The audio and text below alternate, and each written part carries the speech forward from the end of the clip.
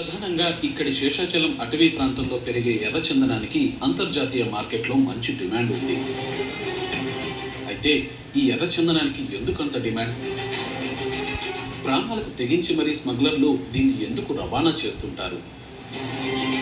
Dead శాండర్స్ని రక్త చందనం అని టీరోకార్పస్ శాంటాలినస్ అని సైంటిఫిక్ నేమ్ ఉంది.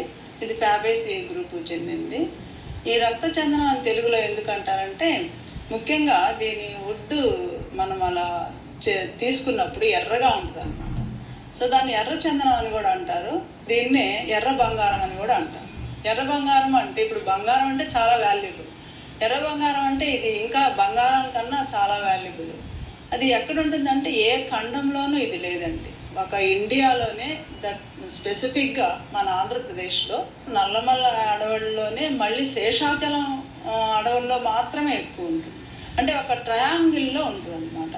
ముఖ్యంగా ఒక 3-4 జిల్లాలు, తిరుపతి, ఎస్పెషల్లీ చిత్తూరు డిస్ట్రిక్ట్, నెల్లూరులో కొంత భాగం, రాపూరు ఆ ఏరియాలో, తర్వాత కడప జిల్లాలో ఉంటుంది.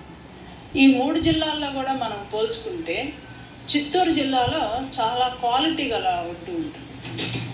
శేషాచలం కొండలు అటవీ ప్రాంతంలో నాణ్యమైన ఎర్రచందనం దొరకడానికి ప్రధాన కారణం ఇక్కడి నేల స్వభావమే అంటున్నారు నిపుణులు. ఇతర ప్రాంతాల్లో రైతులు వీటిని పెంచుతున్నప్పటికీ అవి అంత నాణ్యంగా ఉండటం లేదు.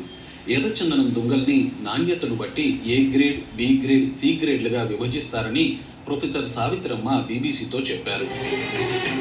మన శేషాచలం హిల్స్ లైట్గా యురేనియం, తర్వాత ఐరన్, దాంతోపాటు గ్రాఫైట్, దాంతోపాటు కాల్షియం, ఇలాంటివి డిఫరెంట్ రేషియోలో ఉన్నాయి.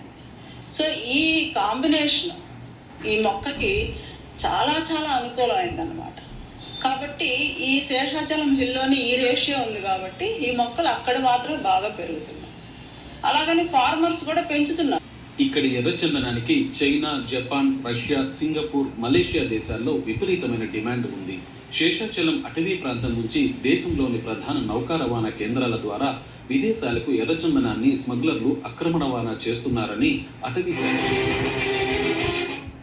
యూరప్పన్ చనిపోయిన తర్వాత ఈ చందనము దొంగతనం చేసేటువంటి స్మగ్లర్స్ అందరూ కూడా ఈ కాట్పాడి, వెల్లూరు, జవాడి అనే కొండల్లో ఉన్న వాళ్ళందరూ కూడా 34,000 మంది ఉంటారు. వాళ్ళ జీవనోపాధిని ఎర్రచందనం. చైనా, జపాన్, రష్యా లాంటి దేశాల్లో ఎర్రచందనంతో తయారు చేసిన వస్తువులకు విపరీతమైన డిమాండ్ ఉంది. వాద్య పరికరాలు, ఔషధాల తయారీలో రెడ్ శాండిల్ను ఎక్కువగా ఉపయోగిస్తారు. ముఖ్యంగా చైనా, జపాన్ వాళ్ళు ఈ వుడ్తో చేసినటువంటి పాత్రలు, అంటే స్పూన్లు కానీ, ఆ స్టిక్స్ కానీ, తర్వాత కిచెన్లో వాడే గిన్నెలు, గ్లాసులు, ఇలాంటివన్నీ వాళ్ళు తయారు చేసుకుంటారు. ముఖ్యంగా ఈ వుడ్తో చేసిన బొమ్మలు ప్రతి ఒక్క ఇంట్లో ఉంటాయట చైనా, జపాన్లో. అదే కాకుండా మ్యూజికల్ ఇన్స్ట్రుమెంట్, సంగీత వాయిద్యాలు అవి చేసుకుంటారు. ఈ సంగీత వాయిద్యాలు ఏంటంటే వాళ్ళకు ఒక ట్రెడిషన్ ఉంది. మ్యారేజ్ అప్పుడు బహుమతిగా ఇవ్వడము అలాంటివి చేస్తుంటారు.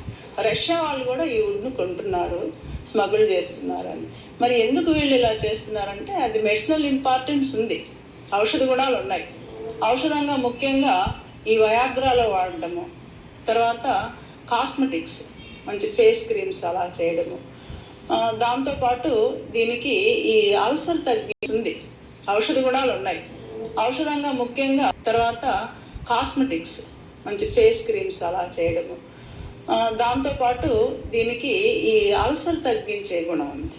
తర్వాత బ్లడ్ ప్యూరిఫైయర్గా వాడతారు, మంచి టానిక్గా వాడతారు, స్కిన్ గ్లో అయ్యేదానికి యూజ్ చేస్తారు, రెస్పిరేటరీ, తర్వాత కిడ్నీ ప్రాబ్లమ్స్ ఉండేదానికి, రెడ్యూస్ చేసేదానికి వాడతారు.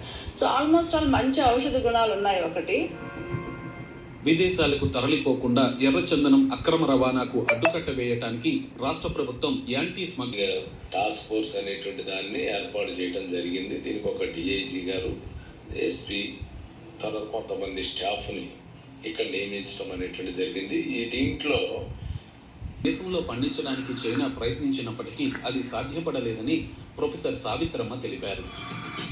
ఈ చైనా, జపాన్ వాళ్ళు మన ఇండియా వచ్చారు, ఆంధ్రప్రదేశ్కి వచ్చారు, ముఖ్యంగా మన యూనివర్సిటీకి వచ్చారు, ఎస్వి యూనివర్సిటీ తిరుపతికి వచ్చారు. వచ్చి వాళ్ళు జర్మ్ ప్లాజం అంటారు, అవన్నీ కలెక్ట్ చేసుకెళ్ళారు. కలెక్ట్ చేసి, అంటే గవర్నమెంట్ పర్మిషన్తోనే వచ్చారు. చేసుకెళ్ళి అక్కడ పెంచేదానికి అక్కడ ఏంటంటే స్పెషల్గా ఇప్పుడు ఇండియాలో ఎలాంటి కండిషన్స్ ఉన్నాయో అలాంటి conditions green house glass houses అని ఉంటాయన్నమాట. వాటిల్లో పెంచేదానికి చాలా ట్రై చేశారు, కానీ వాళ్ళకి వీలు కాలేదు.